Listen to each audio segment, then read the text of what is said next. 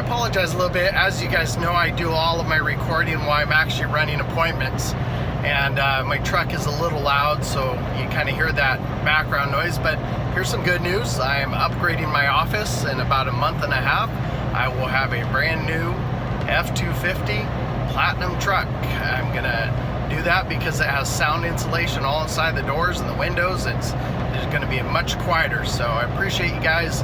But you know what? Once again, this is just what I do. This is my living. I do it just like you guys do. But I want to share an interesting scenario, man. It's amazing how desperate brokers are getting right now. I mean, it's like they're up against the wall, scrambling for business, and how many things they say that are just, wow, where did you come up with that one?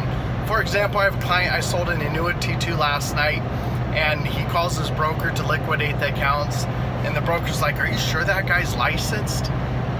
Well, how dumb is that? I have Allianz brochures for this particular client. I have the Allianz application. I have everything that's in there. If I'm not licensed, how am I getting all these materials? How am I doing the illustrations? You know, it's just a dumb comment that somebody makes, but it's also humorous at the same time. Or I also had a deal where we were moving money out of Wells Fargo, but Wells Fargo was the custodian of an AXA annuity. So we call AXA. AXA's awesome. They're basically saying, hey, this is the form you need, no big deal. And then we submit the form to Wells Fargo. Oh, that's not the form you need. We need a different one. So we call AXA back up. Nope, this is the exact form. Go back to Wells Fargo. Nope, that's not the form.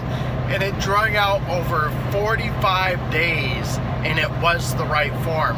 But they're just trying to hold on to this business. We talked to 3 different people. It was just amazing.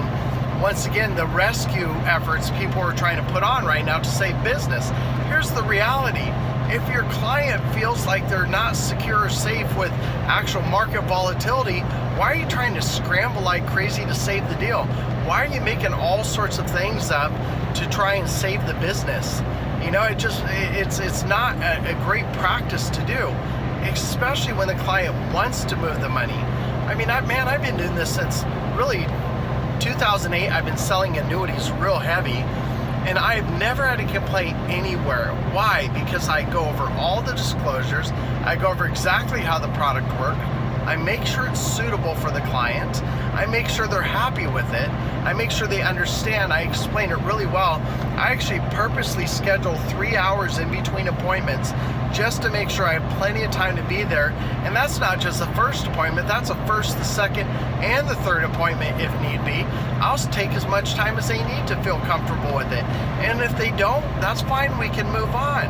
But to just flat out say, put all these really conservation efforts to try and get them not to move the money. Hey, if you're going to bring up great facts, great, bring them up. Go for it. You know, if you think your product is truly better for them, then more power to you. But just to say flat out things you know are misrepresenting or not telling the whole truth, or you're trying to put fear in the client because what if they're not licensed? What if they don't know what they're talking about?